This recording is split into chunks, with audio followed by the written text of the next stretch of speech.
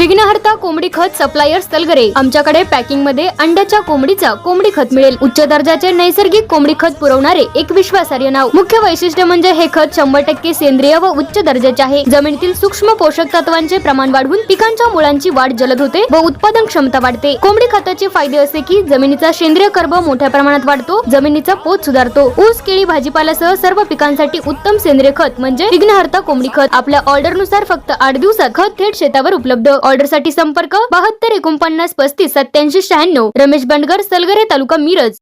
प्रत्येक बातमीतील घटनेच्या वास्तविकतेची तुलना थेट पाहत रहा चांगली अपडेट। बेडग येथे काल भारतीय जनता पक्षाच्या प्रचार कार्यालयाचे उद्घाटन तसेच प्रचाराचा अधिकृत शुभारंभ मोठ्या उत्साहात संपन्न झाला। या कार्यक्रमाला आमदार डॉक्टर सुरेश भाऊ खाडे, जिल्हा परिषद गटाचे उमेदवार अस्मिता बाळासाहेब होनमोरे, पंचायत समितीचे उमेदवार विष्णुपंत आनंदा पाटील, नरवाड पंचायत समिती गणातील उमेदवार रुपाली महेश कांबळे, बाळासाहेब होनमोरे, संभाजी आबा पाटील, बाळासाहेब ओमासे, लोकनियुक्त सरपंच उमेश भाऊ पाटील, मारुती जमादार, विनायक पाटील, संभाजी नागरगोजे यांच्यासह आजी माजी सरपंच, उपसरपंच, भाजपचे पदाधिकारी व कार्यकर्ते, मदन भाऊ गटाचे कार्यकर्ते, राष्ट्रवादी काँग्रेस अजितदादा गटाचे कार्यकर्ते तसेच विविध मान्यवर मोठ्या संख्येने उपस्थित होते। या प्रसंगी उपस्थित मान्यवरांनी जिल्हा परिषद गटातील उमेदवार अस्मिता बाळासाहेब होनमोरे, पंचायत समितीचे उमेदवार विष्णुपंत आनंदा पाटील तसेच नरवाड पंचायत समिती गणातील उमेदवार रुपाली महेश कांबळे यांना मोठ्या मताधिक्याने विजयी करण्याचा निर्धार व्यक्त केला।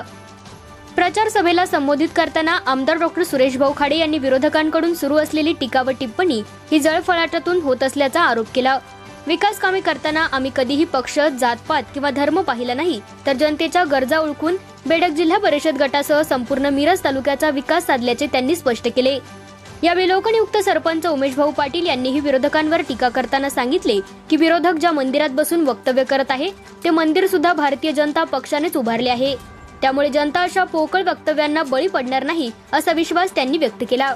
मतदारांना विनंती करतो, पदाधिकाऱ्यांना विनंती करतो की आपण भाजप शिवाय विकास नाही आहे आणि या ठिकाणी जे आमचे उमेदवार लढत आहेत, जो बेडक गण आहे त्या गणामधील जे सरपंच आहेत ते सरपंच सगळे भाजपचे आहेत आणि हे सरपंच आणि भाऊ आणि हे पंचायत समितीचे सदस्य, जिल्हा परिषदेचे उमेदवार सदस्य आता म्हणून आहेत, तर या सर्वांची एक साखळी निर्माण झाली पाहिजे आणि या साखळीत जर खंड पडला, यामध्ये दुसरं तिसरं काहीतरी उगवलं तर यामध्ये विकासात खंड पडणार आहे। हे आपणाकडून कोणत्याही पद्धतीचं होऊ नये आणि मोठ्याच्या मोठ्या संख्येने मतदान मोठ्या विजयाने आणि एक मताधिक्याने हा विजय मोठा झाला पाहिजे। आणि बेडकला 115 कोटी दिलेले, बेडकच्या विकासाला फक्त 115 कोटी मी दिलेले। माझा हक्क बनतो ना, एक मत द्यास कमळाला, प्रत्येक उमेदवाराला एक एक मत तुम्ही द्यायचं आहे। ते मत दिलं तर हा विकास आहे, पुढे विकासाची गंगा चालू राहणार आहे, त्याबद्दल काही शंका नाही, पण आपण ते करायला पाहिजे। कोण म्हणलं खाली वर त्याचं इकडं तिकडं, आम्हाला मतदानच करू नका। एकाला द्यायचं, दुसऱ्याला तिसऱ्याला द्यायचं, तिसऱ्याला तिसऱ्याला द्यायचं असं असेल तर मतदान करू नका। द्यायचं असेल तर तिन्ही कमळाला मतदान आपल्याला द्यावं लागेल, 2-2 कमळाला मतदान आपल्याला द्यावं लागेल।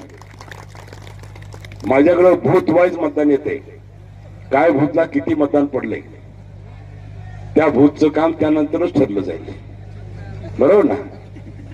कारण आता खूप थकलोय मी पण काम करून करून करून, एक मत मागण्यासाठी आपल्या समोर मी आलेलो आहे। मला विश्वास आहे बेडगनं कधी मला झटकवलं नाही। तरुण मित्रांनो, माता भगिनी, बराच चर्चा झाली की भाजपमध्ये बाहेरच्या लोकांना प्रवेश दिला, त्यांना तिकीट दिलं वगैरे वगैरे, त्याचा खुलासा सर्वजण करतातच। पण एक मी सांगतो की 18 वर्ष एक कट्टर विरोधक म्हणून भाऊंचा काम करत होतो। विरोधक मध्ये काय असतं, विरोधकांना किती काम करता येतं याची मला जाणीव आहे।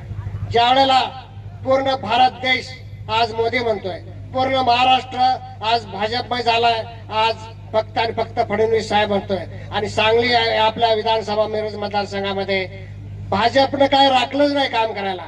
आज आम्ही विरोधक असताना काय मागायचं हा प्रश्न पडला होता। आज खऱ्या अर्थानं समस्या मुक्त मतदारसंघ हा भाऊनी करण्याचा प्रयत्न केला आणि हे करत असताना पंचायत समिती असेल, जिल्हा परिषद असेल, ग्रामपंचायत असेल, राज्याचे आमदार म्हणून भाऊ असतील, हे आज विचार केला तर तुमच्या गावामध्ये नव्हे तर आपल्या पूर्ण बेडक जिल्हा परिषद मतदारसंघामध्ये भाजपची सत्ता आहे. भाजपचे आमदार असल्यामुळं आज भाजपचे आमदार तर आहेतच, पण ग्रामपंचायतचे सरपंच, ग्रामपंचायत सत्ता भाजपची आहे. वेळ सुद्धा थांबून हजारांच्या वर इथं ही आपली संख्या आहे. म्हणजे प्रत्येकाने एक 7-7 मतं जरी आणली तरी पण 7-8 हजारच्या वरती उमेदवारांना मतं पडतील. त्यामुळं निश्चितच आपल्या भारतीय जनता पार्टीमधून जे उमेदवार उभे आहेत त्यांचा विजय हा निश्चित आहे.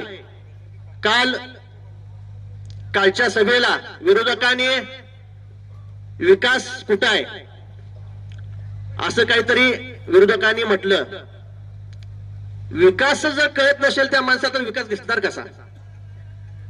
ज्या माणसाने ज्या विकास केलेल्या मंदिरमध्ये उभारून भाषण केलं तो विकास सुरेश भाऊंनीच केलेला आहे.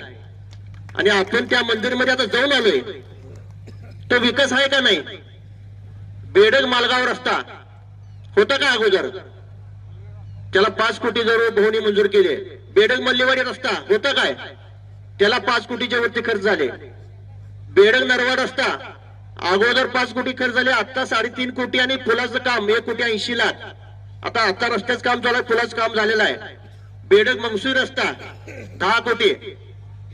बेडग एंडोली रस्ता तिकडून 5 कोटी झालेत, आता ह्याला 2 कोटी काम चालू आहे. बेडग विजयनगर रस्ता आमचा पाटील रस्ता त्याला 2-2.25 कोटी. आता कामाची सुरुवात बेडग लोको रस्ता 5 कोटी. बेडग खाडेवस्ती लक्ष्मीनगर रस्ता त्याला 5 कोटी मंजूर आहे, ते काम चालू आहे. बेडग चुन्नाबत्ती कनसे जाधव वस्ती त्याला 5 कोटी मंजूर आहे, ते काम चालू आहे. आपली आता पेयजल योजना जवळ 16 कोटी ते काम पूर्ण होत आहे. मला वाटतं उद्या किंवा परवाशी या फिल्टर प्लांटला पाणी चालू होईल. आपलं काल परवाशीच मीटर जोडलेलं आहे. उद्या किंवा परवाशी भाऊनी कालच त्यांना फोन करून सांगितला की पाण्याची टेस्टिंग घ्यायची आहे. काही कामाला आपल्या काही लोकांच्या मुळेच वेळ लागतो. कामं मंजूर होतात आणि ती कामं 2-2, 3-3 वर्षे पेंडिंग पडतात. त्याला आपण पण जबाबदारी आहोत. काहीतरी